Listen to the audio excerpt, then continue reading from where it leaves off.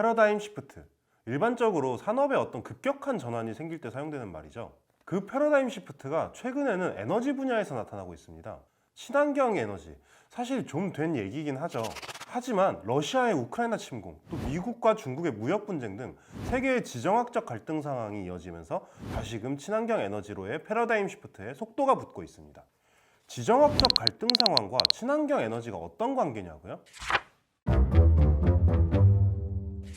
지정학적 갈등 상황은 자원의 이동을 막죠. 에너지 자원인 석유나 석탄, 천연가스 등이 자유롭게 오가지 못하면서 에너지 원료 가격이 폭등하게 됩니다. 하지만 친환경 에너지의 에너지 원료인 물, 바람, 태양빛 등은 절대로 막을 수가 없죠.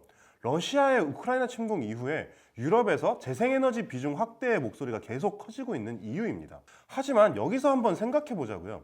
과연 정말로 재생에너지, 친환경 에너지는 화학에너지보다 전쟁이나 지정학적 위기 상황에서 더 유용할까요? 반드시 그렇다고 보기는 힘들 겁니다. 바로 재생에너지 시대를 대표하는 배터리 때문이죠. 재생에너지를 생산하는 데 필요한 자원인 자연에는 국경이 없지만 배터리를 생산하는 데 들어가는 자원에는 국경이 있습니다. 특히 배터리의 주요 원료인 리튬, 니켈, 코발트, 망간 등은 최근 몇 년 동안 수요가 폭증했는데 딱히 대체제도 없기 때문에 몸값이 계속해서 치솟고 있죠. 2020년 12월 31일 톤당 32,000달러였던 코발트 가격은 올해 3월 10일 기준으로 톤당 82,400달러를 찍었습니다. 니켈 가격 역시 같은 기간 톤당 16,540달러에서 48,241달러까지 올랐죠. 니켈 가격은 큰 손들의 선물 전쟁 때문에 단기적으로는 10만 원까지 치솟기까지 했습니다. 이런 자원은 당연하게도 지구상에 골고루 분포되어 있지 않습니다. 앞에서 얘기했던 석유나 천연가스랑 마찬가지죠. 지정학적 위기 상황에서 얼마든지 자원의 무기화가 일어날 수 있다는 뜻입니다. 현재까지 밝혀진 바로는 이런 자원은 주로 남반구에 집중되어 있습니다. 리튬은 칠레, 니켈은 호주와 인도네시아, 코발트는 DR 콩고, 망간은 남아프리카 공화국에 많다고 알려져 있어요. 그러다 보니 지금까지 중동이나 중국을 위주로 진행됐던 자원 전쟁의 무대가 앞으로는 남반구로 옮겨갈 것이라는 분석도 나옵니다. 김수현 하나투자증권 연구원은 과거에는 화석연료가 대체 불가능해 보였고 중동에서 석유가 대부분 채굴됐기 때문에 이 지역에서 분쟁이 많았다. 그러나 화석 에너지가 재생에너지로 대체되면서 필요한 원자재도 달라졌다. 과거 원유, 천연가스 등이 무기화할 수 있는 필수적 자원이었다면 이제는 광물 자원이 그 자리를 대체해갈 것으로 보인다. 앞으로 자원을 둘러싼 분쟁이 생긴다면 중동이 아니라 남반구에서 일어날 가능성이 높다. 이런 이유로 앞으로 배터리 업체들의 사업 성패는 이런 원료들을 얼마나 안정적으로 공급받을 수 있을지에 좌우될 것으로 보입니다. 아니 사실 이미 세계 국가들은 배터리 자원 확보 전쟁에 돌입해 있습니다. 중국은 현재 배터리 원료 전쟁에서 가장 앞서 있는 나라입니다. 김태균 서울대학교 국제대학원 교수는 전통적으로 중국의 아프리카 투자는 석유 자원 확보였는데 최근에 들어와 중국 정부는 코발트, 구리 등 희귀 광물 자원을 아프리카에서 수입하는 데 집중하고 있다. 이렇게 분석했죠.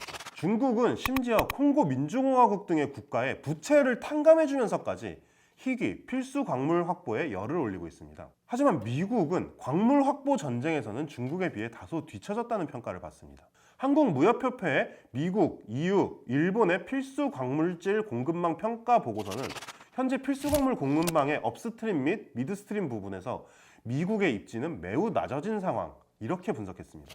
미국은 이런 상황을 타개하기 위해 미국과 동맹국들의 협력을 통해 필요 원료를 공급받을 수 있는 그런 밸류체인을 만들기 위해서 노력하고 있습니다. 바이든 미국 대통령이 2021년 2월에 행정명령 하나를 내렸거든요. 이 내용이 뭐냐면 주요 광물과 첨단 배터리, 반도체, 의약품 등 4개 핵심 제품 공급 체인의 취약점과 기회를 파악하기 위해 100일간의 점검을 실시할 것, 이걸 명령하는 행정명령이었거든요. 이 점검 결과 보고서가 거의 250페이지에 이르는데 여기 보면 이렇게 나와 있습니다. 미국이 배터리 제조에 이용되는 모든 주요 소재를 자국에서 채굴 및 가공할 수도 없고 그럴 필요도 없다. 동맹국 및 파트너들과 세계적으로 생산을 확대하고 또 안전한 공급을 확보할 수 있도록 노력할 수 있다. 특히 칠레와 호주로부터 대량의 리튬을 조달하는 것이 필요하다. 그렇다면 중국과 미국은 그렇다 치고 우리나라는 어떻게 움직이고 있을까요? 광해광업공단과 에너지기술평가원은 2022년 2월 15일 대한자원환경지질학회, 한국자원공학회, 한국지질자원연구원과 함께 핵심 광물 공급망 구축 얼라이언스 출범을 위한 업무 협약을 맺었습니다.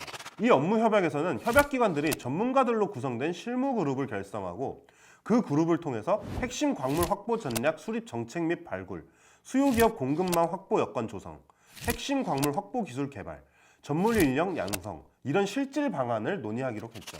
우리나라 기업들도 움직이고 있습니다. 포스코는 지난해에 무려 1조 원을 들여서 아르헨티나에 리튬 생산 기지를 구축했습니다. 또 호주에서 니켈을 이렇게 캐고 재련하는 그런 전문 회사의 지분을 2,300억 원을 들여서 인수하기도 했죠. LG 에너지 솔루션은 지난해 8월에 호주의 AM과 니켈, 코발트를 공급하는 계약을 체결했습니다. 같은 해 9월에는 중국의 니켈, 코발트 생산 재련 기업인 그레이트 파워의 유상증자에 참여했죠. 여기에 350억 원을 들여서 지분 4.8%를 확보했어요.